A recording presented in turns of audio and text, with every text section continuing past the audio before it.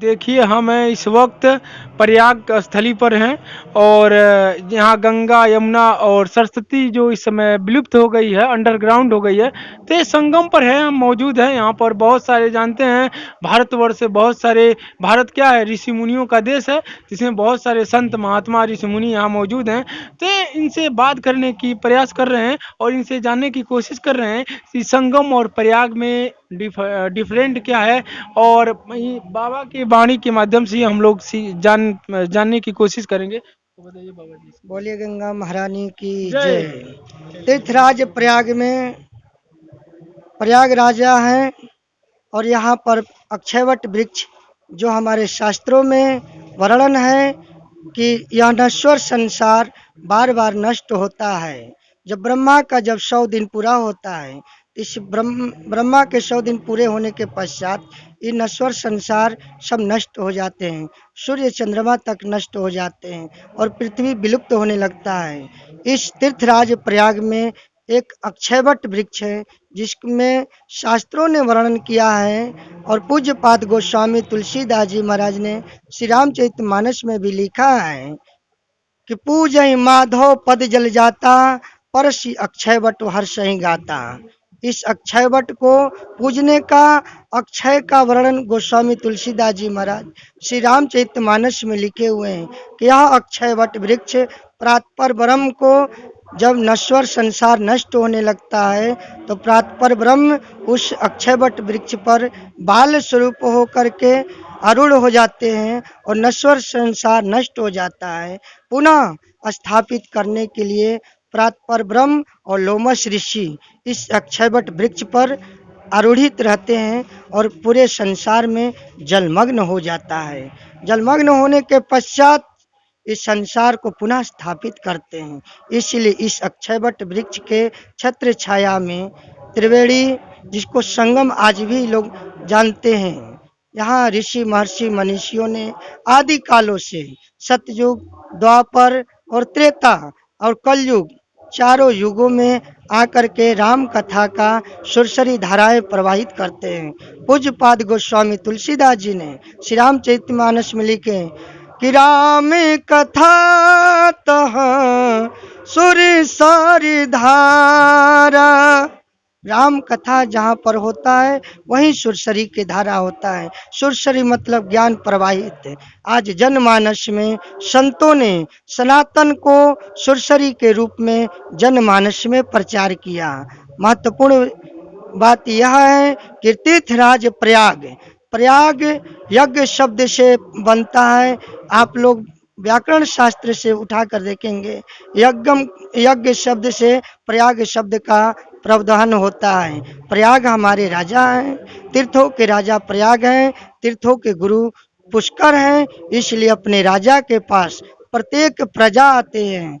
इसलिए पूज्यपाद गोस्वामी तुलसीदास जी ने श्री रामचरितमानस में इस प्रयागराज के लिए वर्णन लिखे हुए हैं। श्री रामचरितमानस में कि माघ मकर रवि गत जब होई, तीरथ पति ही आवे सब कोई, देव दनुज की नर नज्र श्रेणी, सादर मंजही सकल त्रिवेणी, पूजहि माधव पद जल जाता, परसी अक्षय बटु हर्ष ही गाता।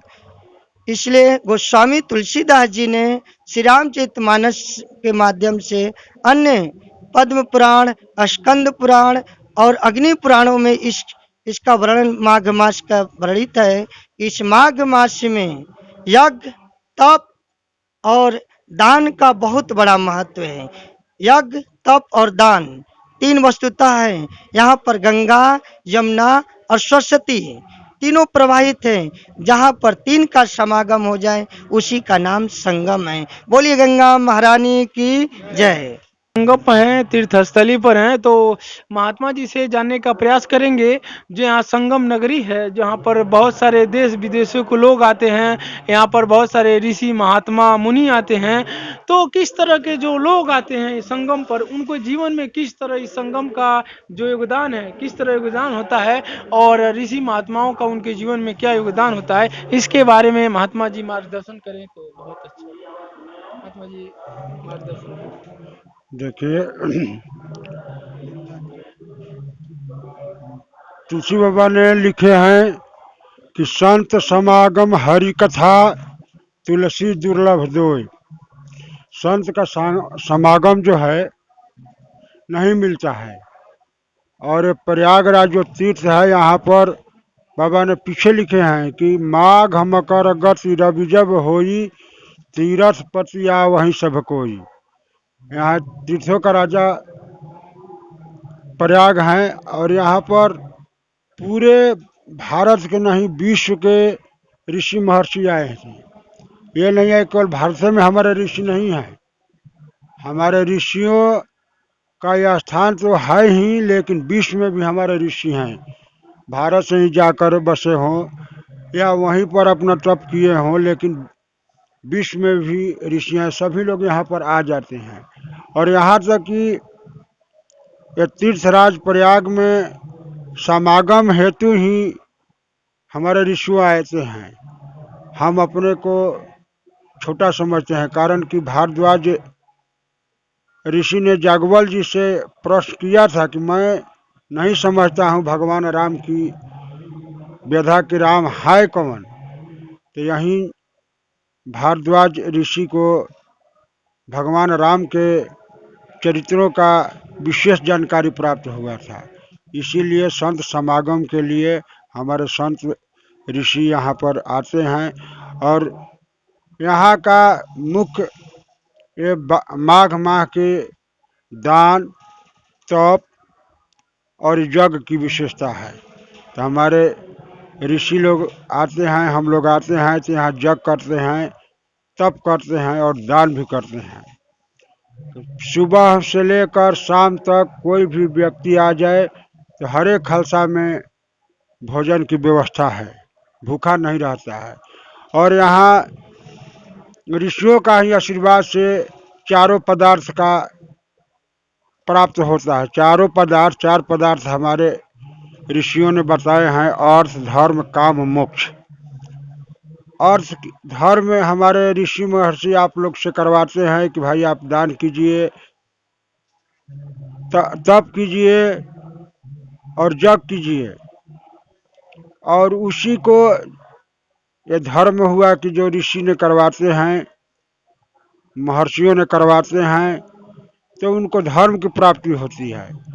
जो अर्थ के लिए यहाँ आते हैं तो उनको अर्थ के भी प्राप्ति हो जाती है, कारण कि हमारे संतों आप ही लोग के दिया हुआ वस्तु हमारे संतों दान करते हैं। जो काम वासना से आता है तो उसको वो भी प्राप्त हो जाता है। और हमारे जो बड़े बड़े ऋषि महर्षि हैं मोक्ष के लिए आते हैं तो उनको मोक्ष की प्राप्ति होती है। बोलो सियावर रामचंद्र की जय।